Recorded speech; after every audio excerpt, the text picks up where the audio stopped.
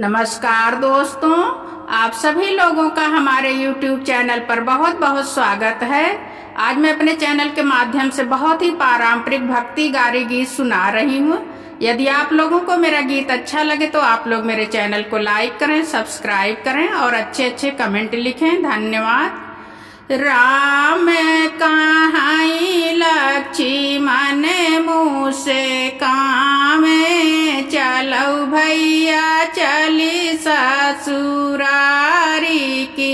हाँ जी चलो भैया चली ससुरारी की। हाँ जी जाई के पहुँचे वहीं रे जनकपुर सीता रखमई फूल वारी की। हाँ जी सीता रखमई फूल वारी की। हाँ जी के कर तू आहू सीता बारी दुलारी के कर रखमऊ फूल वारी की। हाँ जी के कर रखमऊ फूल वारी की। हाँ जी राजा जनक की मई बारी दुलारी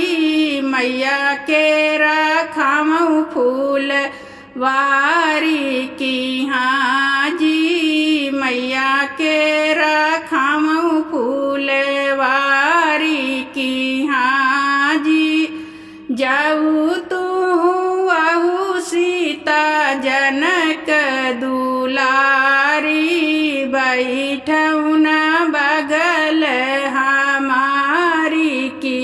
हाँ जी बैठऊ न बगल हमारी की। हाँ जी कैसे मैं बैठी रामा बगल तुम्हारे आबई मैं बारी कुंवारी की।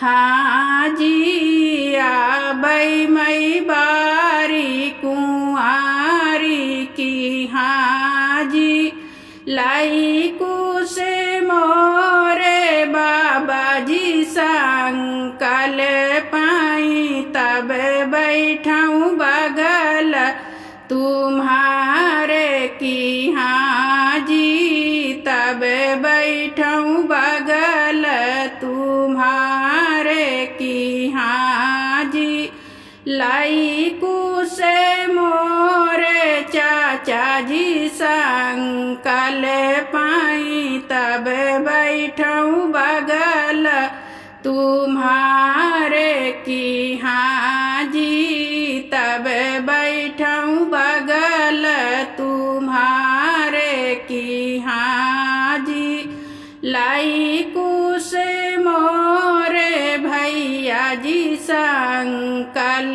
पाई तब बैठऊँ बगल तुम्हारे की। हाँ जी तब बैठऊँ बगल तुम्हारे की। हाँ जी राम कहाई लक्ष्मण मुँह से काम चलो भैया चली ससुरारी की। हाँ जी चलो भैया चली ससुरारी की। हाँ जी चलो भैया चली ससुरारी की। हाँ जी।